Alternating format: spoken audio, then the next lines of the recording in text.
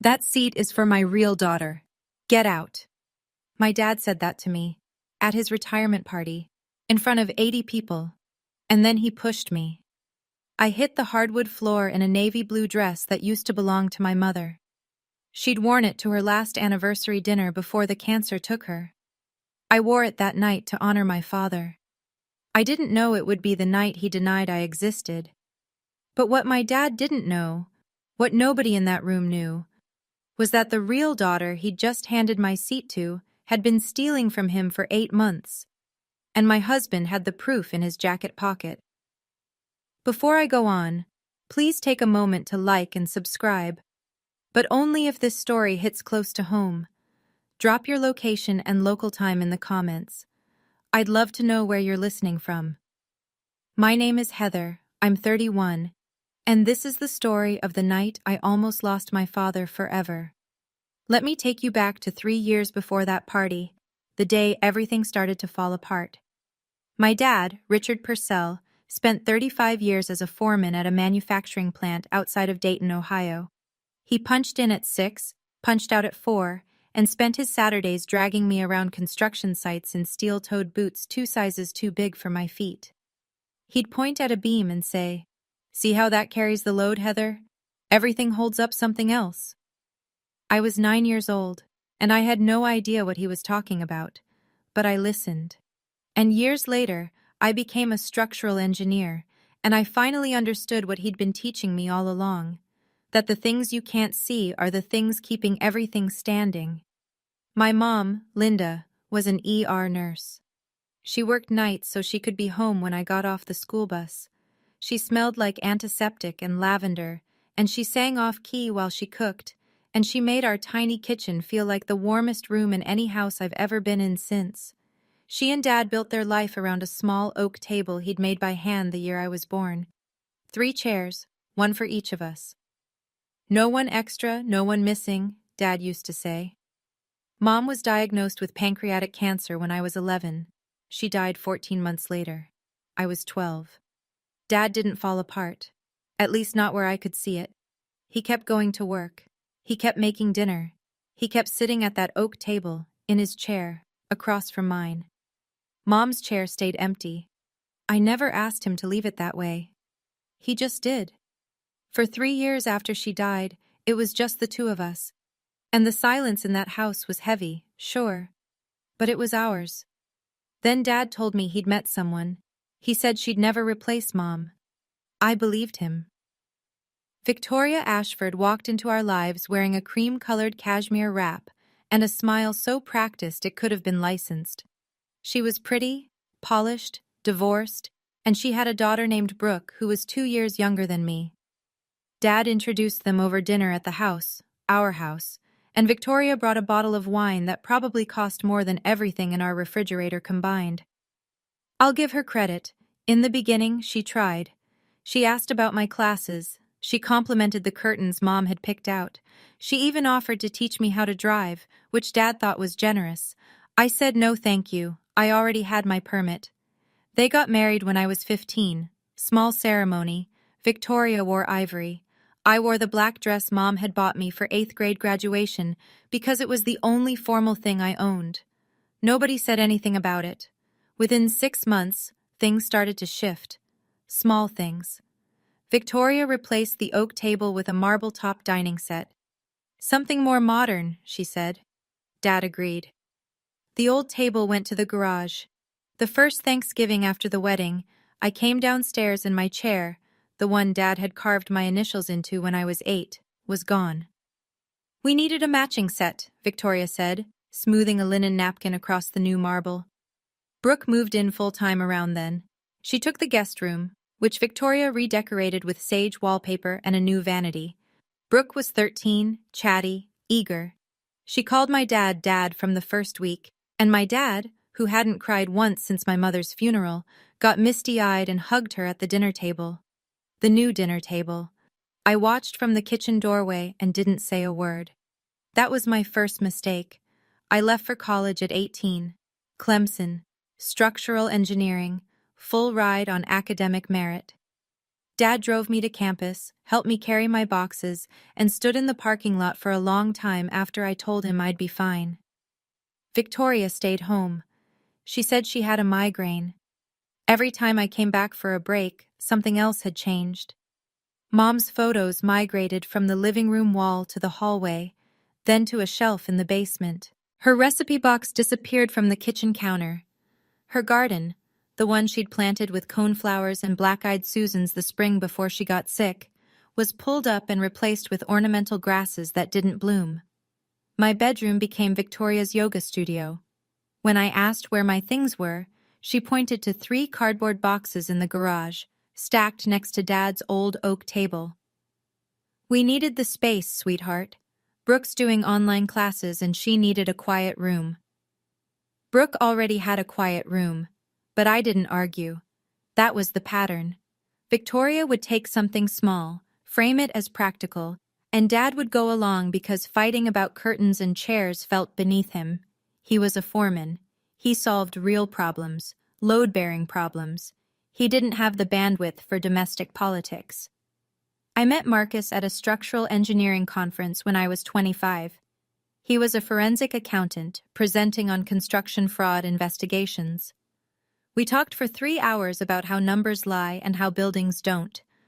We married 2 years later, at a courthouse, with 12 guests. Dad came. He walked me down the aisle. Victoria came too.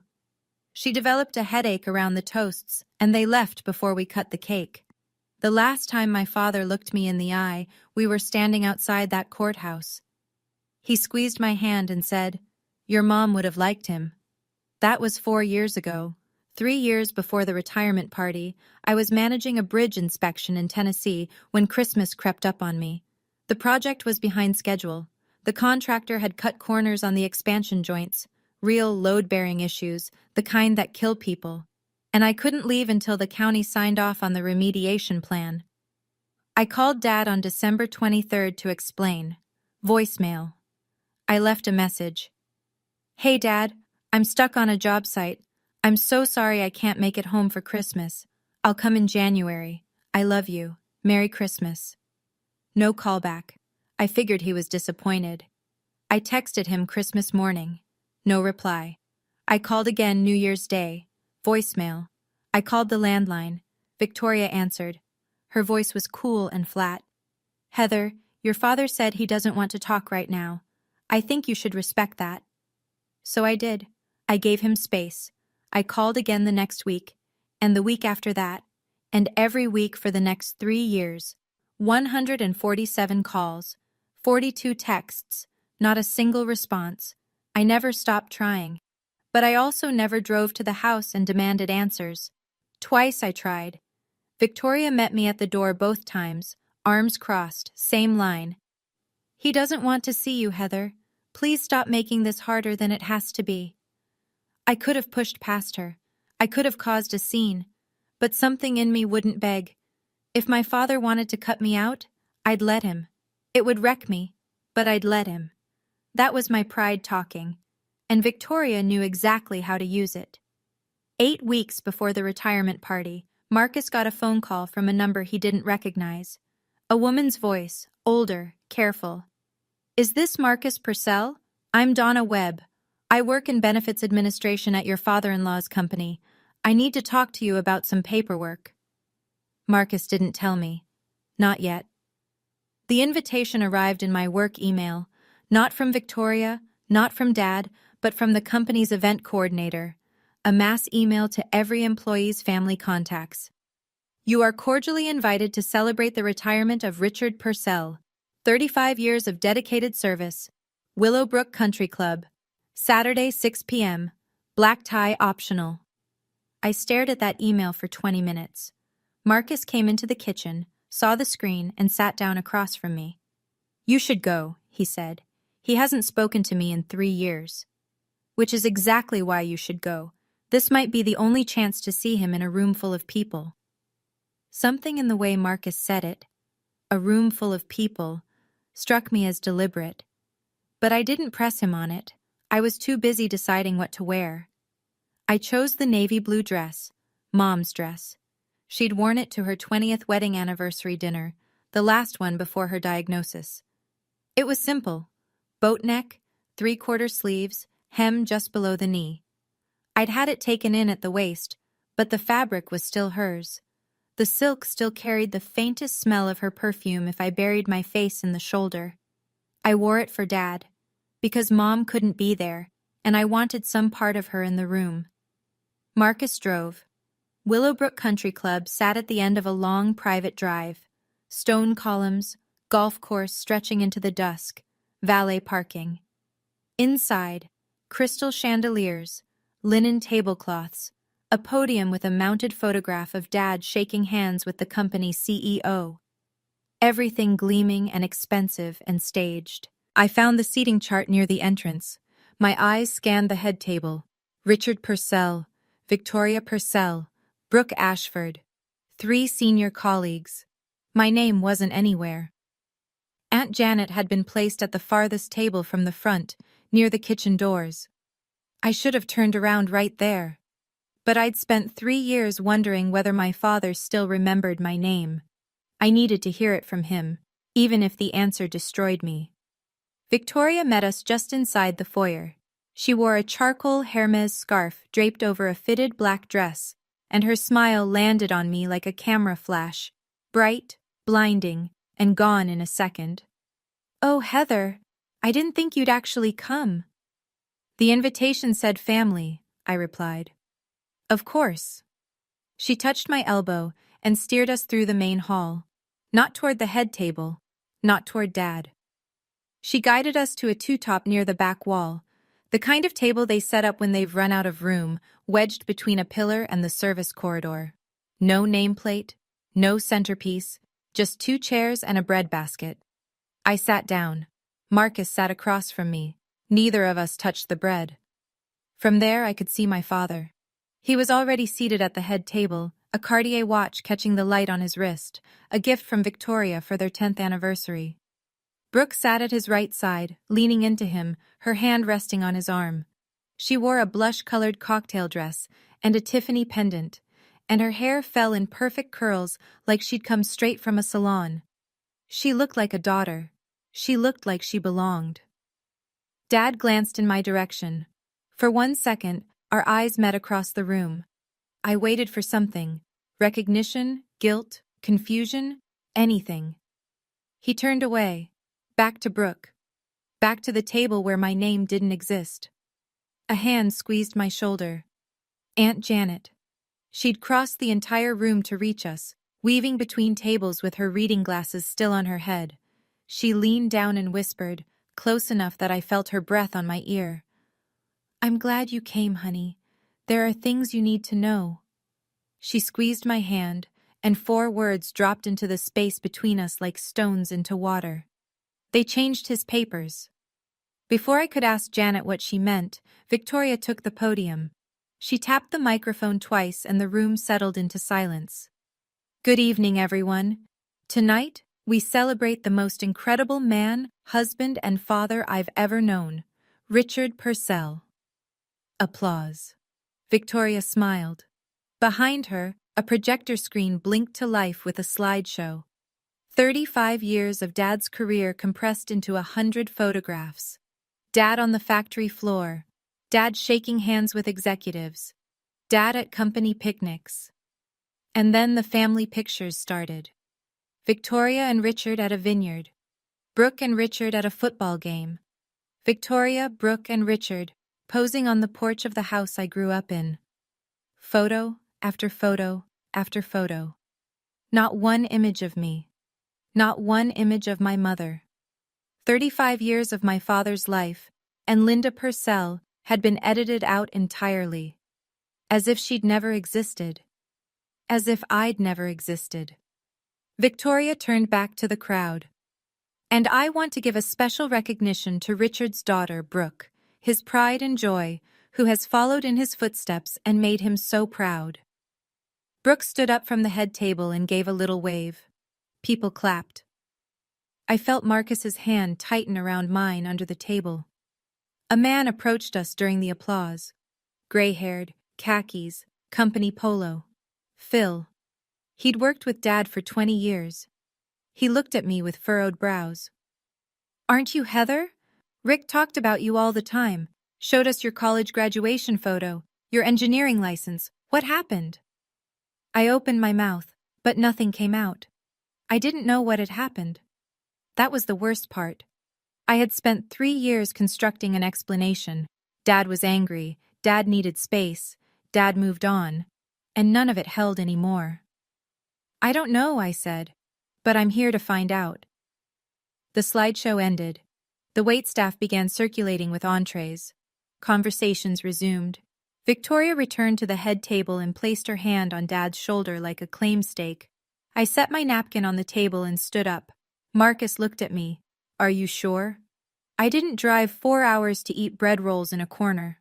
I walked, straight through the center of the room, past Phil's table, past the middle managers and their wives, past the company VP, who paused mid-sentence to watch me go by. 80 people, and I felt every pair of eyes follow me like I was crossing a courtroom floor. The head table was elevated on a low platform, just 6 inches, but enough to make you feel like you were approaching a stage. I stepped up. Brooke saw me first.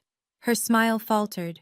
There was one empty chair at the table's far left. It belonged to a colleague who hadn't shown up.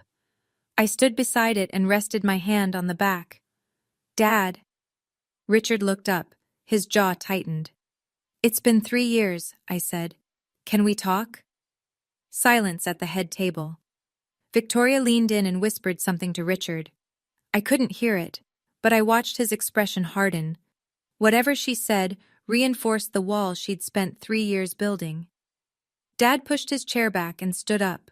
He was 6'1", broad-shouldered, and the foreman posture was still there even at 63. He looked down at me and I saw nothing. No warmth, no recognition, no conflict. Just a stranger wearing my father's face. For one fraction of a second, I thought he was going to hug me. He put both hands on my shoulders and pushed. I went backward off the platform. My heel caught the edge and I hit the floor, not gracefully, not dramatically, just hard.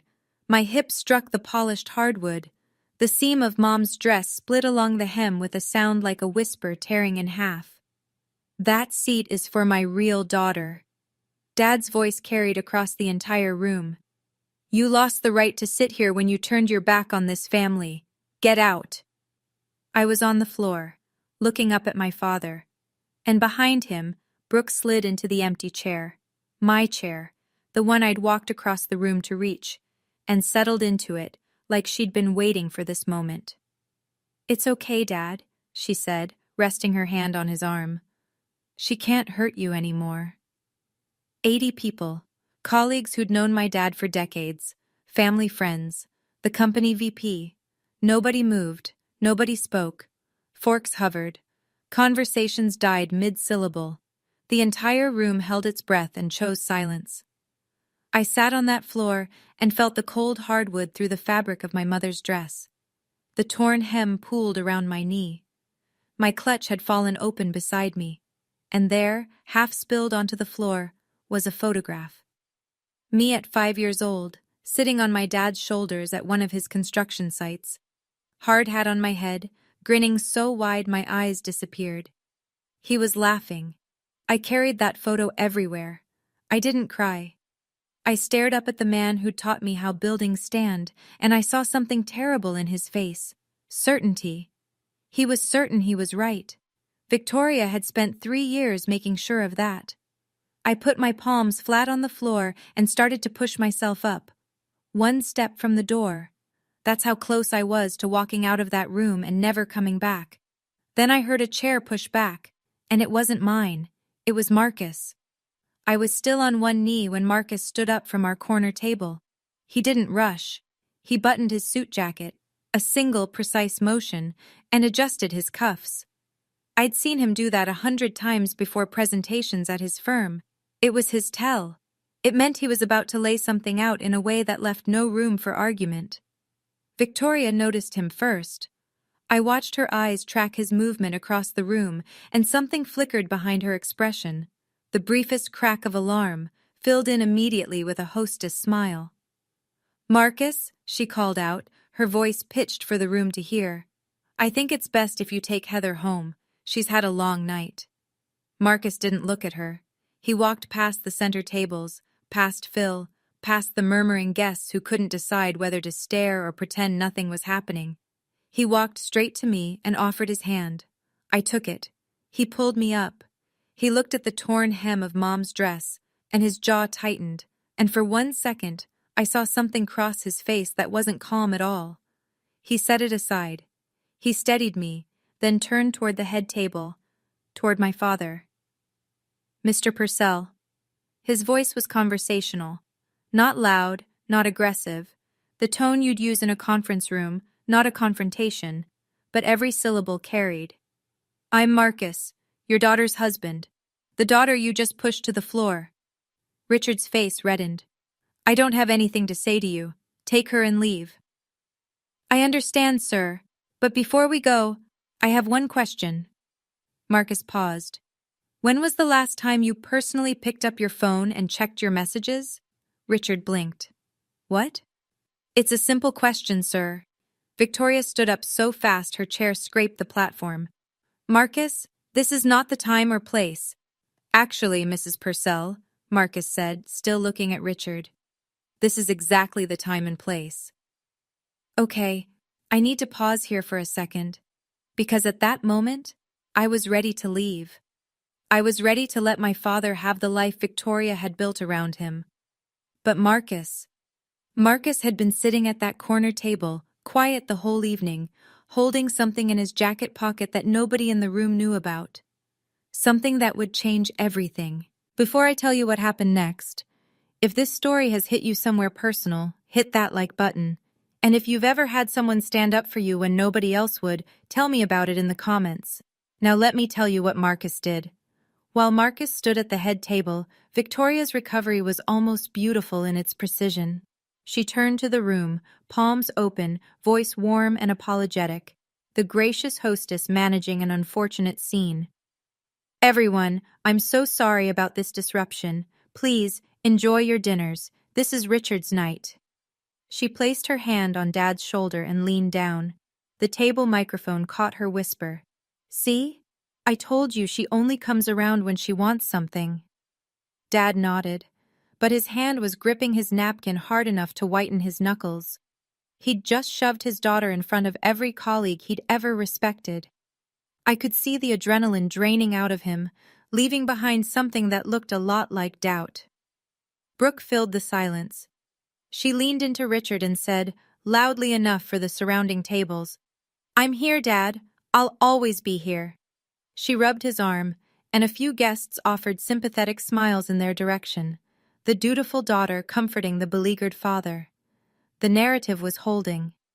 From her seat near the back, Donna Webb, a silver-haired woman I'd never met, watched the entire scene with an expression I couldn't read at the time. She caught Marcus's eye across the room and gave a small, deliberate nod. I didn't understand what it meant. I would soon. Phil, the gray-haired colleague who'd spoken to me earlier, broke the hush at his table.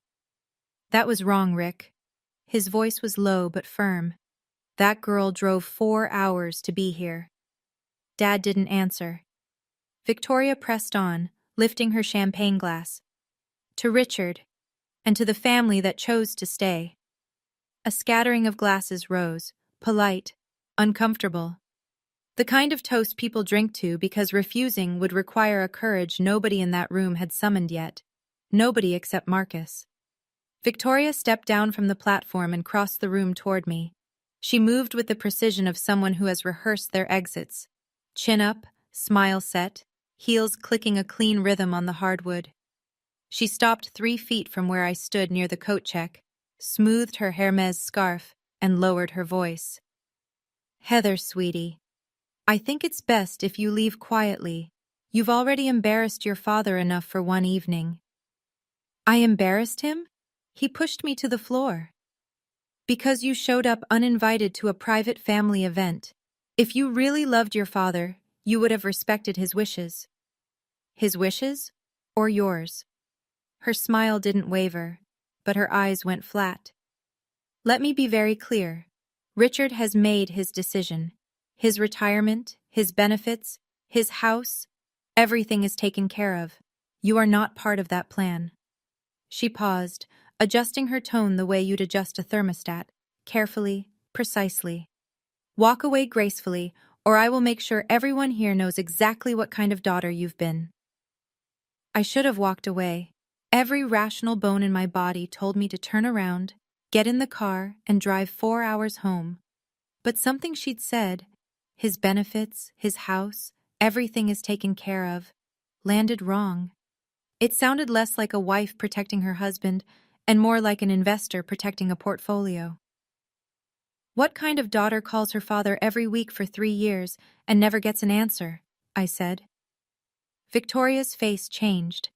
It was fast, a half second of something raw and startled, and then the mask slid back into place. I don't know what you're talking about. But I'd seen it, that micro-expression, that flinch. She knew about the calls. She'd known the entire time. Marcus had been watching from the center of the room. I didn't know it then, but he'd been waiting for this exact moment, the point where Victoria would overplay her hand. He'd told me later that the plan was never to confront her. It was to confront my father. Victoria was just the obstacle. He walked toward the head table with the kind of unhurried pace that makes people stop chewing. Every step deliberate, hands at his sides. He passed Victoria without a glance and stopped directly in front of Richard. The room noticed. Conversations thinned. Forks paused. Mr. Purcell, Marcus's voice was steady. Before your wife called security, which I assume she's about to do, I'd like to ask you one more question. Richard glared.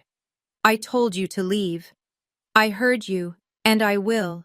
Right after you answer this, when was the last time you personally reviewed your 401k beneficiary designations? The question landed like a stone in still water. Richard's expression shifted from anger to confusion. My beneficiary? What does that have to do with anything? When was the last time you checked? I don't know. Years ago. Victoria handles all the... He stopped. Victoria handles all the paperwork, Marcus finished for him. I know she does. Victoria's heels were already clicking toward them. Richard, don't engage. He's trying to confuse you. This is what they do. They manipulate. Mrs. Purcell, Marcus said, and this time he did look at her. You can stop. I already have the paperwork. He reached into his jacket and pulled out a manila envelope. It was thick, maybe 20 pages folded inside.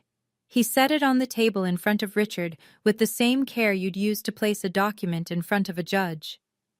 The room went quiet for the second time that evening. But this silence wasn't directed at me. Victoria recovered faster than I thought possible.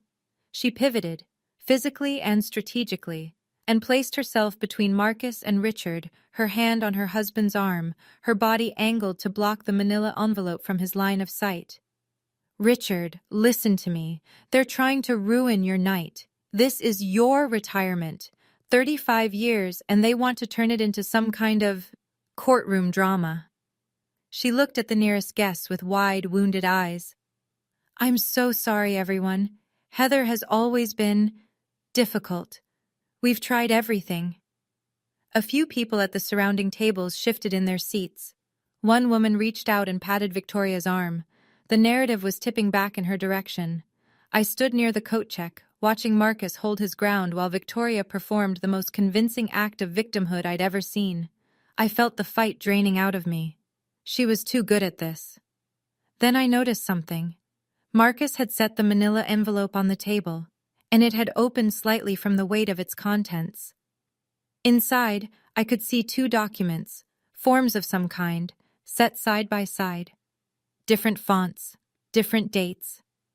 I couldn't read the text from where I stood, but I recognized the layout. I'd seen beneficiary forms before, during our own life insurance paperwork. Marcus had been sitting at our kitchen table 2 weeks ago, comparing 2 documents late at night. When I asked what he was working on, he'd said, "Something for a case. I'm not sure yet. I need to verify it." He hadn't been working on a case. He'd been working on this. "Mr. Purcell," Marcus said quietly, "I'm not here to ruin your evening. I'm here because someone has been systematically dismantling your financial future, and you don't know it yet." Victoria's voice shot up. "Richard, tell him to leave." Richard's hand hovered over the envelope. He hadn't opened it, but he hadn't pushed it away either. "Even if any of this were true," Richard said slowly, "what does Brooke have to do with my retirement account?" "She owes $180,000 from a failed startup," Marcus said. "Did you know that?" Richard's head swiveled toward Brooke. She was still seated in the chair she'd taken from me. Her face went pale. That's not true. He's lying, Dad." "Of course he's lying," Victoria said, pressing closer to Richard's side. "He's an accountant. They twist numbers for a living." Marcus didn't flinch. "I'm a forensic accountant, actually. Checking numbers for accuracy is literally what I do for a living.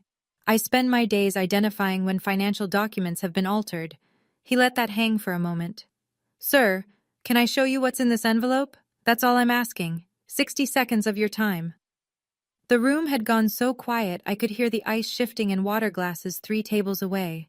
Guests who'd been pretending to eat had given up the pretense. Everyone was watching. Richard stared at the envelope. Victoria stared at Richard. Brooke stared at the tablecloth. "Even if Brooke has debt," Richard said, "that's her business. What does it have to do with me?" "8 months ago," Marcus said, "someone submitted a change of beneficiary form on your 401k retirement account and your pension. The original form named Heather as your primary beneficiary at 50%. The new form names Brooke Ashford as sole beneficiary, 100%. Richard's mouth opened, then closed, then opened again. "That's impossible. I never signed any—" "I know you didn't, sir." Marcus opened the envelope and placed 2 forms on the white linen tablecloth, side by side. "That's exactly the problem." Richard looked down at the papers. His face changed, slowly, like a man watching a house he built start to tilt on its foundation. The form on the left was dated 12 years ago. Beneficiary: Heather Purcell, 50%. Estate of Linda Purcell, 50%. The signature at the bottom was Richard's. The looping R, the heavy downstroke on the P, all of it unmistakable to anyone who'd watched him sign permission slips and birthday cards for 30 years. The form on the right was dated 8 months ago. Beneficiary: Brooke Ashford, 100%. And the signature. Richard picked up the second form. He held it close to his face, then pulled it back.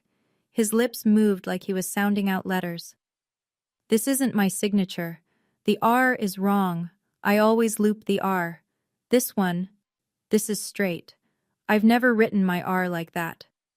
"I know," Marcus said. Victoria stepped forward. "Richard, those documents are fabricated. Marcus printed them himself. You can't possibly—" "I've seen my own handwriting for 63 years, Victoria." His voice was different now, stripped of the anger he'd carried all evening, replaced by something thinner. Bewilderment. "This is not my name." Brooke scraped her chair back and stood. "Dad, they're setting us up. This is what Heather does. She manipulates." "Sit down, Brooke." Richard didn't raise his voice. He didn't need to. He was still looking at the second form, turning it over in his hands like a man discovering termites in a beam he'd assumed was solid. Victoria tried one more angle. She softened her voice, almost tender. "Richard, you signed those papers yourself. You just don't remember because you've been stressed about the transition. Retirement is overwhelming, honey. My mind is fine." He set the form down, looked at Marcus, looked at Victoria, looked across the room at me, still standing near the coat check, still wearing my mother's torn dress. Then a chair pushed back from a table in the far corner of the room. Donna Webb rose to her feet. Donna Webb was 58 years old and had worked in benefits administration at Dad's company for 22 years. She was the kind of woman who wore sensible flats and reading glasses on a beaded chain, and she carried a leather folio everywhere because she believed in paper trails the way some people believe in prayer. She'd processed every benefits enrollment, every insurance claim, and every retirement form Richard Purcell had filed since he was 39 years old. She crossed the room without hurrying. "Excuse me," she said. "I think I need to add some context here." Victoria turned on her. "Donna, this is a private family matter. It has nothing to do with—" "Ma'am, I've been Mr. Purcell's benefits coordinator for 22 years. When someone submits a change to an employee's retirement beneficiary using what appears to be an irregular signature, that's a company matter." The room sharpened. Guests who'd been wavering between sympathy for Victoria and curiosity about Marcus now sat up straighter. Donna opened her folio. 8 months ago, a change of beneficiary form was submitted for Mr. Purcell's 401k and pension accounts.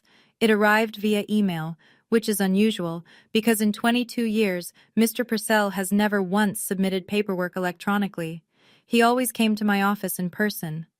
Richard nodded slowly. "That's right. I always came to you, Donna." "I flagged the discrepancy with HR 2 months ago," Donna continued. "The signature didn't match our records, and the email it was sent from was a personal Gmail account, not Mr. Purcell's company email." She paused. "I reached out to Marcus because he's listed as Heather's emergency contact and next of kin. I thought the family should know." Victoria's voice went thin. "You had no right." "I had every obligation," Donna said calmly. "I've watched this man build his retirement for 30 years. I wasn't going to watch someone dismantle it with a forged signature." Marcus reached into the envelope again. This time he pulled out a printout. Several pages stapled together. Rows and rows of dates, times, and phone numbers. "Mr. Purcell, your wife told you that Heather never calls, that she turned her back on this family, that she didn't care."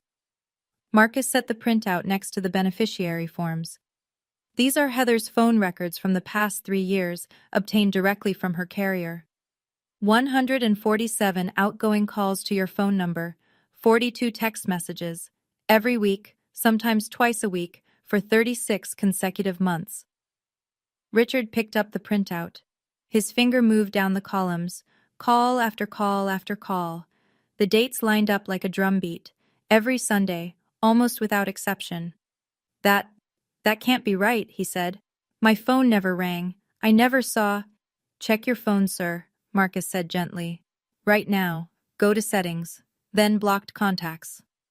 Richard reached into his pocket with the slow, deliberate motion of a man who already suspects what he'll find. He tapped the screen, navigated through the menus with the clumsy swipes of someone who'd never explored his own settings. He found the list. One number, blocked. The area code matched the city where Heather and Marcus lived. Richard looked up from the phone. His eyes moved to Victoria, and for the first time all evening, I saw the man I remembered. The foreman who didn't tolerate sloppy work, who could spot a cracked weld from 30 feet away. The man who trusted what was in front of him over what anyone told him. "You blocked her." His voice was barely above a whisper. "You blocked my daughter." Victoria opened her mouth. Nothing came out. 147 calls. Richard's hands were shaking. "She called me every single week. And you stood in this house and told me she didn't care." "I didn't say a word. I didn't need to. 147 calls said everything I never could." Victoria's mask didn't slip this time. It shattered. She dropped the wounded wife act, and the gracious hostess act, and the I'm just protecting this family act, and what came through was raw, cornered fury. "Fine. Yes. I blocked her number. Because Heather was toxic, Richard. She was trying to control you. She was trying to control you. She was trying to turn you against me and Brooke, and I was protecting this family from—" "She was my daughter." Richard's voice broke on the word. Not a shout. Something worse. A crack running through concrete. Victoria charged forward. She was a grown woman who refused to accept that you had a new life. Every time she called, you got confused. You got sad. You started asking questions about Linda, about the old house, about things I'd spent years helping you move past. Helping me move past my dead wife? Helping you heal. Brooke tried to intervene. Mom, stop. Just stop. Victoria wheeled on her own daughter with a ferocity that made Brooke flinch. Don't you dare. Everything I did, every single thing, was for you. Because your father left us with nothing, and I had to make sure that… She caught herself. But the sentence was already out there, hanging in the air like smoke. Richard stared at her. Had to make sure that what, Victoria? That Brooke would be taken care of. Victoria's voice dropped. The fight went out of her as quickly as it had ignited. Brooke's father abandoned us. He left us with debt and nothing else. And Brooke's company failed, and she owes more than she'll ever… I had to think about her future. I had to. So you stole mine, Richard said quietly. I redirected it. For our family. Our family. Richard repeated the words like he was tasting something spoiled. You erased my daughter, forged my name, and looted my retirement fund, and you call that family. Victoria had no answer for that. For the first time in 16 years, she had no answer at all. Aunt Janet stood up from the back of the room. She didn't rush, didn't raise her voice. She just walked to the center of the room and faced her brother with the steady expression of a woman who'd been waiting a very long time to say what came next. Richard, I've been trying to tell you this for years. Richard turned to her, and I could see the exhaustion settling into his shoulders, the posture of a man who'd spent the last 10 minutes discovering that the floor he'd been standing on was rotten. I watched Victoria shut Heather out of this family piece by piece, Janet said. The photographs, the phone calls, the holiday invitations that somehow never reached her. I came to you 5 separate times and told you something was wrong, and every time you said the same thing. Janet, you just don't like Victoria. Stay out of it. No, Richard. You pushed your daughter to the floor tonight, in front of every person you've worked with for 35 years. You need to sit with that. Phil nodded from his table. A few others did too. The kind of quiet, weighted nods that don't need words. Richard lowered himself back into his chair at the head table. He set his phone on the linen cloth, screen still showing the blocked contacts list. His hand rested on the printout of phone records. 147 calls mapped in black and white. The Cartier watch glinted under the chandelier. He didn't look at Victoria. He didn't look at Brooke. He looked at the empty space in front of him.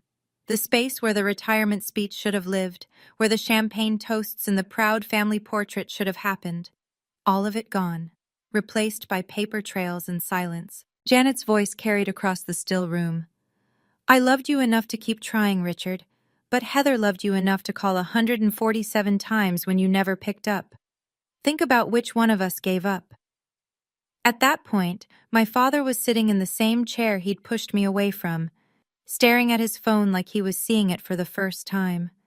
And honestly, part of me wanted to walk away right then, let him sort through the wreckage on his own. But that's the thing about family.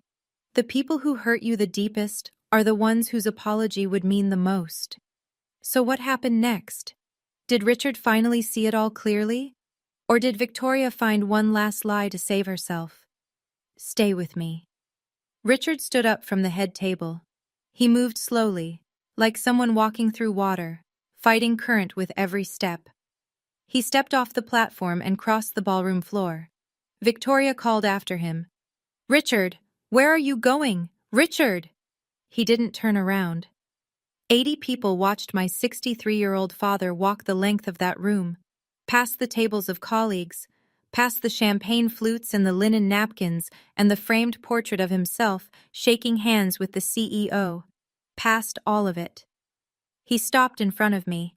We stood 3 feet apart, close enough to touch, close enough for me to see the vein pulsing at his temple and the shine in his eyes that he was fighting to control. His gaze dropped to my dress, the torn hem, the navy silk, the boat neck my mother had picked out 20 years ago. That's your mother's dress, he said. Yes. You wore your mother's dress to my party. I wore it for you, Dad, because Mom would have wanted to be here tonight. Something broke behind his face, not all at once, not a clean fracture, more like a dam that had been leaking for years, finally giving way at the center. He looked down at his own hands, the same hands that had pushed me to that floor 20 minutes earlier. "I pushed you," he said. "Yes." "In front of everyone." "Yes." He looked at the Cartier watch on his wrist. Then he looked at me. And whatever Victoria had spent 3 years whispering into his ear, "Heather doesn't care. Heather chose to leave. Heather isn't your family anymore." I watched all of it drain out of his expression like water through a cracked foundation. He opened his mouth, and for the first time in 3 years, the words that came out were his own. "Heather, He stopped, swallowed, tried again. "I don't know how to say this." I waited. I didn't help him find the words. That might sound cold, but I'd spent 3 years calling a phone that never rang. I wasn't going to make this easy. He owed me the effort of finding the right words himself. "I believed everything she told me," he said. "Every word. Because it was easier than admitting I was losing you, and I didn't know how to stop it." He paused. "After your mother died, I didn't know how to be a father on my own. Victoria made it simple. She handled everything. And I let her, because handling things myself meant facing how badly I was failing at all of it." He turned back toward the room. 80 faces stared back at him. "I owe my daughter an apology," he said, loud enough for the back tables. "Not just for tonight, for 3 years. I let someone convince me that the one person who never stopped reaching out to me had given up on me. That's on me. Victoria lied. But I chose to believe her, because the lie was more comfortable than the truth." He faced me again. "I'm sorry. I'm sorry I pushed you. I'm sorry I didn't answer your calls. I'm sorry I let them take your mother's pictures off the wall." My throat was tight. My eyes burned. But I didn't collapse into him. I didn't throw my arms around his neck and tell him everything was fine. "I accept your apology, Dad. But accepting an apology and trusting you again are 2 very different things. We have a long way to go." He nodded, slowly. "I know." "Good. Then this is where we start, not where we finish." He nodded again, and the smallest thing shifted, like a load recentering on a beam that had been off balance for years. Victoria was not finished. She marched across the floor with the rigid posture of a woman whose entire architecture was collapsing and who refused to acknowledge gravity. She positioned herself between Richard and me and addressed the room. "Can't anyone see what's happening? Marcus and Heather planned this entire spectacle. They came here tonight to humiliate Richard at his own retirement. This is coordinated. This is an attack." Richard spoke without turning to face her. "No, Victoria. The only person who planned anything at this party was you, the seating chart, the slideshow with no pictures of Heather, no pictures of Linda. You choreographed everything tonight to make sure my daughter felt invisible. And it worked. Until it didn't." Victoria pivoted to the guests. She scanned the room for allies, for one sympathetic face, for anyone who would corroborate the narrative she'd maintained for 16 years. What she found instead were averted gazes and tight jaws and hands wrapped around water glasses. Phil spoke up. "Ma'am, the man just showed us a forged signature. Sit down." Victoria turned to Brooke, the last person left in her corner. Brooke was standing at the edge of the platform, clutching her small handbag with both hands, her face drained of color. "Brooke, tell them. Tell them this is all a misunderstanding." Brooke's mouth opened, closed. She looked at Richard. She looked at the beneficiary forms still spread on the linen tablecloth. She looked at me, standing in my mother's torn dress. "Mom," Brooke said quietly, "it's over." Something in Victoria's expression went hollow. The fight left her face like air leaving a tire. Not dramatically, not with a bang, just a slow, steady deflation. "It is not over," she whispered. But she was the only person in the room who still believed that. Brooke gathered her things from the head table. She moved mechanically, clutch, phone, the cashmere wrap Victoria had draped over her chair. She didn't look at the beneficiary forms. She didn't look at the blocked contacts list still glowing on Richard's phone. She walked off the platform and headed for the door. but she stopped in front of me. "I didn't know about the signature," she said. Her voice was thin. "I swear to you, Heather, I didn't know she forged his name." "But you knew about the phone," I said. "You knew I was calling. You knew I was being blocked." Brooke didn't answer right away, and that silence, 3 seconds, maybe 4, carried more honesty than anything Victoria had said all evening. "I wanted a dad," Brooke finally said. Her eyes were wet.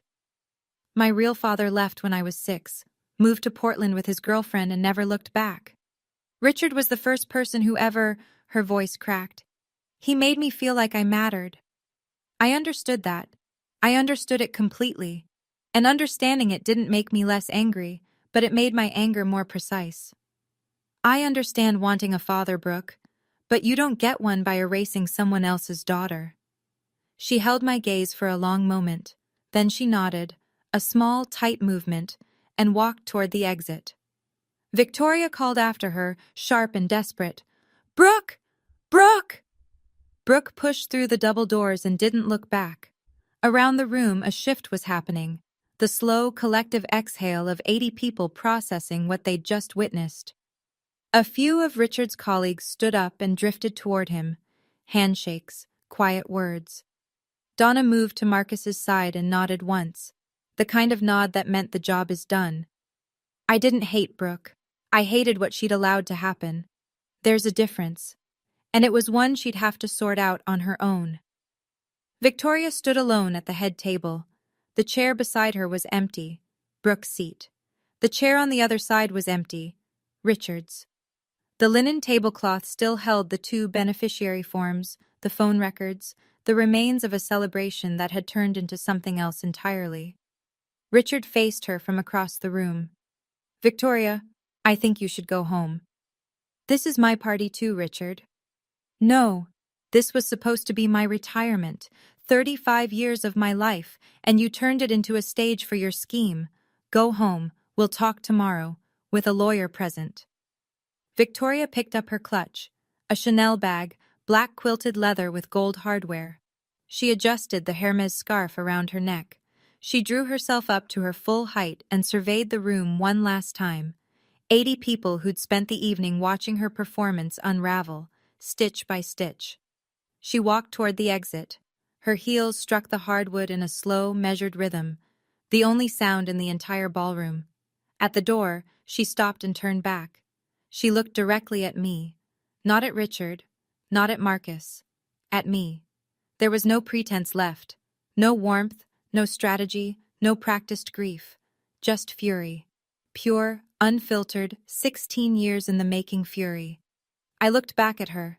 I didn't flinch. I didn't speak. After 3 years of silence, I'd gotten very good at it. The door closed behind her. The room released a breath it had been holding for an hour. Conversations stirred, tentative and low. Glasses clinked. Someone laughed nervously. The world began to rotate again. Richard stood at the center of the room, looking at the empty head table, at the empty chairs. Then he looked at me. "That seat was always yours, Heather. I just forgot." He didn't offer me the chair. He pulled it out for me. And for the first time in 3 years, I sat next to my father. The rest of the party dissolved slowly. Guests said their goodbyes. Some shook Richard's hand and didn't mention what had happened, which was its own kind of acknowledgement. Others, Phil, a few of the older supervisors, clasped his arm and said things like, "You've still got people who care about you, Rick." Richard nodded at each one, but his eyes kept drifting back to the 2 forms on the table, as if staring at them long enough might undo what they represented. After the last guests filed out, Donna approached us. She'd waited deliberately. She was a woman who understood the difference between urgency and timing. "Mr. Purcell," she said, "given what was presented tonight, I'll need to file a formal report with HR and legal first thing Monday morning. Your beneficiary designations will be frozen pending an internal investigation. No changes, no withdrawals, no distributions until we've verified the chain of custody on every document." Richard nodded. "Do what you need to do, Donna. And thank you. You didn't have to come forward like that." "Yes, I did." She closed her folio. I also pulled the email submission logs before tonight. The beneficiary change was sent from a personal Gmail address. The IP address traces back to a residential location, your home, Mr. Purcell. And this isn't the first irregularity. 2 years ago, a request was submitted to add Brooke Ashford as a beneficiary on your company life insurance policy. I rejected it because she doesn't qualify as a legal dependent. Richard closed his eyes. 2 years. Victoria had been working on this for at least 2 years, and he'd never known. Marcus stood beside me. Your 401k and pension, together, they're worth roughly $420,000. If the forms had gone through unchallenged, you would have retired with nothing in your name. Everything I earned, Richard said quietly. 35 years. Every cent of it, Marcus confirmed, would have gone to Brooke Ashford the day you filed your final paperwork. Marcus and I drove home in the dark. The highway was empty. Fields slid past outside the windows like dark water, and neither of us spoke for the first 20 miles. I looked down at Mom's dress. The hem was torn from where I'd hit the floor. A thread hung loose near the knee. I ran my thumb over it and thought about how some things can be mended and some things can only be worn with the damage showing. You knew, I said, before tonight. I knew for 2 weeks. Donna called me 2 months ago with her concerns. I spent the rest of the time pulling records, verifying signatures, cross-referencing the submission logs with the company's internal audit trail. I needed every piece to be airtight before I brought it to your father. Why didn't you tell me? Marcus kept his eyes on the road. Because if I'd been wrong, if the signature discrepancy turned out to be a clerical error, or if Donna's suspicions didn't hold up, I would have been another person making promises about your father that fell apart. You've had enough of that. I wasn't going to give you hope I couldn't back up with documentation. I understood. That was Marcus. He didn't deal in feelings. He dealt in verified facts, and he'd loved me enough to wait until the facts were solid. There's one more thing, he said. When I was going through the phone records, I found something. 3 years ago, Christmas Eve, the night you left that voicemail.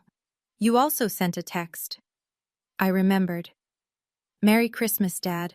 I'm sorry I can't make it. I love you. It was delivered, and it was read. The carrier's red receipt shows it was opened at 11:47 p.m., Christmas Eve. My chest tightened. He saw it? Someone saw it. Marcus paused. And then deleted it, and blocked your number the next morning. Victoria had read my Christmas message to my father. She'd seen the words, I love you, Dad, and erased them. 1 week later, the pieces started falling into place, slowly, unevenly, the way things do in real life when there's no editor trimming the awkward parts. HR completed its preliminary investigation by Wednesday. The second beneficiary form was confirmed as fraudulent. The signature analysis didn't match company records, and the submitting email address was linked to an account registered under Victoria's maiden name. Richard's original beneficiary designations were restored. Heather Purcell, 50%. Estate of Linda Purcell, 50%. The way Dad had written it 12 years ago. The way it should have stayed. Richard met with a divorce attorney on Thursday. Victoria had already moved most of her personal belongings out of the house by then. She'd done it while Richard was at a follow-up meeting at the plant. No conversation, no negotiation, just empty drawers and a closet stripped of Hermes and Chanel. Brooke sent me an email on Friday. 2 lines. You were right about the phone. I should have said something. I read it 3 times. I didn't respond. Not because I was punishing her, but because I hadn't figured out what honest words looked like yet. She deserved a real answer, and I wasn't ready to give one. Richard called me Saturday morning. The first phone call from my father in 3 years. We sat in silence for the first 10 seconds, the kind of silence that used to fill our kitchen after Mom died, full and heavy and strangely familiar. I don't know how to fix this, he said. You don't fix it in one phone call, Dad. But this call, right now, is a start. I heard him exhale. long and shaky. Then, I'm wearing the Timex, the watch I'd bought him with my first summer job paycheck when I was 16, a $30 Timex from a display case at Walmart. I didn't know he'd kept it. Good, I said. That's a start too. 2 weeks after the party, I pulled into my father's driveway for the first time in 3 years. Marcus waited in the car. Take your time, he said. I'll be here. The front door was unlocked. I stepped inside and the house smelled different. Not bad, just different. Victoria's candles were gone. The ornamental grasses she'd planted were still in the yard, but someone had set a single pot of black-eyed Susans on the porch railing. Mom's flower. Dad must have bought them at the nursery. The marble dining table was gone. In its place, in the middle of the kitchen, sitting on the same scuffed tile floor I'd walked on as a kid, was the oak table. Dad had pulled it from the garage, sanded it down, and refinished it. The grain was darker now, seasoned by years of storage. But the joints were tight and the legs were level, and when I ran my hand across the surface, I could feel the grooves from 1,000 family dinners. I found my chair, the one with my initials carved into the back, HP, scratched in with a pocket knife by a man who wanted his daughter's name in the wood so she'd always know where she belonged. The chair wobbled slightly. Dad had re-glued the leg, but the joint wasn't perfect. Some of the scratches won't come out, Dad said from the kitchen doorway. That's okay, Dad. Neither will some of mine. He poured 2 cups of coffee in plain ceramic mugs. No Wedgwood china, no marble. Just 2 cups on an oak table in a kitchen that was starting to remember what it used to be. On the wall behind him, a framed photograph of my mother, Linda Purcell, smiling, back where she belonged. I glanced at Dad's phone, resting on the table. The screen was unlocked. I could see the settings app open, blocked contacts. The list was empty. He'd figured it out himself. We didn't talk about everything that afternoon. We didn't need to. Sometimes sitting at the same table is enough. People ask me if I've forgiven my father. The honest answer is that forgiveness isn't a switch I flipped. It's more like physical therapy, repetitive, uncomfortable, and measured in millimeters instead of miles. Some days I wake up and I'm fine. Some days I remember the floor, the hardwood, the sound of my mother's dress tearing. And I have to decide all over again whether I'm going to carry that or set it down. I'm working on it. Every day. Here's what I've learned. And I'm telling you this not as advice, but as something I had to figure out the hard way. Forgiving someone doesn't mean you pretend it didn't happen. It means you stop letting their worst moment dictate every moment that comes after. My father pushed me. He called me not his real daughter in front of 80 people. Those things happened, and they'll always have happened. But they're not the entire story. They're the chapter that almost ended us, but didn't. Victoria. I don't hate her. I've tried to, and I can't sustain it. She was a woman who watched her first husband abandon her and her daughter, and she swore she'd never let that happen again. Her method was wrong. Her execution was criminal. But the fear underneath it, the fear of being left with nothing, I understand that fear. I just refuse to let it excuse what she did. Marcus didn't save me that night. I want to be clear about that. He gave me the truth. Donna gave him the paperwork. Janet gave Richard the mirror. But I saved myself by choosing to show up at that party, in my mother's dress, after 3 years of silence. I could have stayed home. I almost did. My biggest weakness was my pride. I was so determined not to beg for my father's attention that I let 3 years pass without fighting for him. Pride kept my dignity intact, sure, but it also kept me away from the truth. 1 month after the party, Dad and I went to lunch, just the 2 of us. No Marcus, no Janet, no buffer. A diner on Route 35, the same one he used to take me to on Saturday mornings before we'd drive out to whatever construction site he was supervising that week. Red vinyl booths, laminated menus, coffee in ceramic mugs with the diner's logo wearing off. He was wearing the Timex. The crystal was scratched. The leather band was cracked at the edges and held together with a replacement pin I could tell he'd bought at a hardware store. But the second hand still ticked. "You kept it," I said.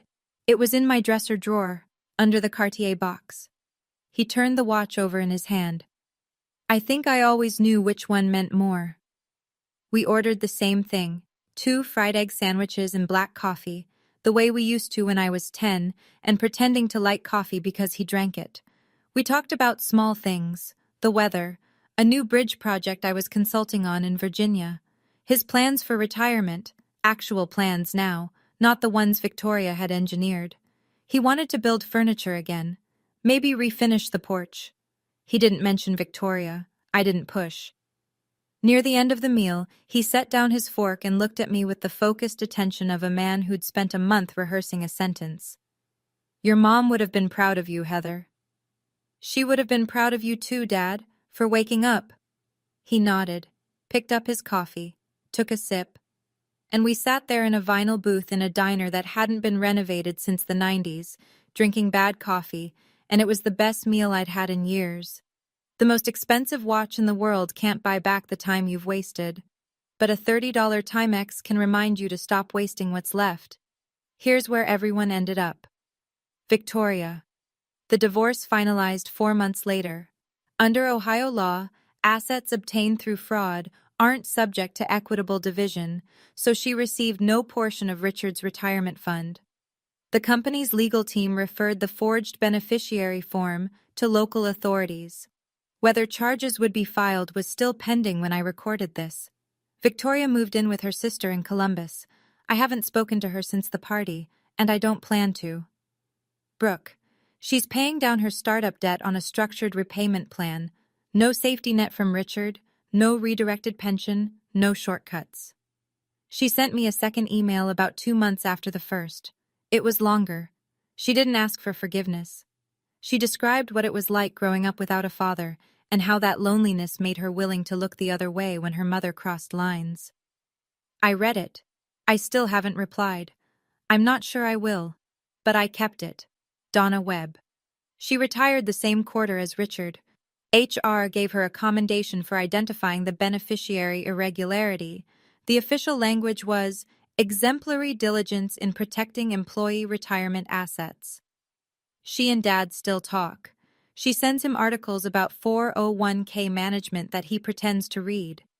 Richard. My dad joined a support group for people who've experienced financial manipulation by family members. He goes every other Tuesday. He's also learning how to use his smartphone, really use it. He can check his blocked contacts list, read his own text messages, and even video call. He's terrible at it. The camera's always pointed at his forehead. I don't correct him. Marcus. Still a forensic accountant. Still checks every number twice. Still the steadiest person I've ever met. And the oak table in Dad's kitchen has 4 chairs now. Richard, Heather, Marcus, Janet. Not 3, not 5. Just enough for the people who chose to stay, not the ones who stayed to take. If you're listening to this and you recognize something, the silence, the blocked calls, the seat that was taken away from you, I want you to know something. You're not invisible. You were just in a room full of people who chose not to look. Don't wait 3 years like I did. Don't let your pride or your self-respect harden into an excuse to stop reaching for the people who matter. I told myself I was being strong by not begging. I told myself I was preserving my dignity. What I was really doing was giving Victoria 3 uncontested years to rewrite my father's reality. My silence didn't protect me. It protected her. But I'll say this too, because it's just as important. Don't fight for people who've shown you they don't deserve the fight. Know the difference. There's a line between loyalty and self-destruction, and you're the only person who can draw it. My father made a terrible mistake. He made it because a woman lied to him every day for 3 years, and he was too exhausted and too afraid of being alone to question it. That doesn't excuse him, but it explains him. And sometimes understanding why someone hurt you is the first step toward deciding whether they've earned another chance. I didn't get a perfect ending. I got a starting point. A kitchen table with 4 chairs and a pot of black-eyed Susans on the porch. A father who answers his phone now. A husband who fights with paperwork instead of fists. An aunt who never stopped knocking on the door. My name is Heather Purcell. I'm 31 years old. I'm a structural engineer, and I build things that are designed to stand, even when the ground shakes beneath them. On Dad's oak table, next to the framed photo of Mom, there's a snapshot of me at 5 years old, sitting on his shoulders at one of his construction sites, wearing a hard hat 3 sizes too big, grinning so wide my eyes disappear. He's laughing. I carry that photo everywhere. Now it stays on the table, right where it belongs. That's the end of my story. But before you go, I want to ask you something. If you could go back and say one thing, just one honest thing, to the family member who hurt you the most, what would it be? Not to fix it, just to say your truth. Drop it in the comments. I read every single one. And if this story made you feel a little less alone tonight, that's everything I could have hoped for. There's another story linked in the description that hit me just as hard to tell. I think you'll understand why once you hear it. Thank you for staying until the end.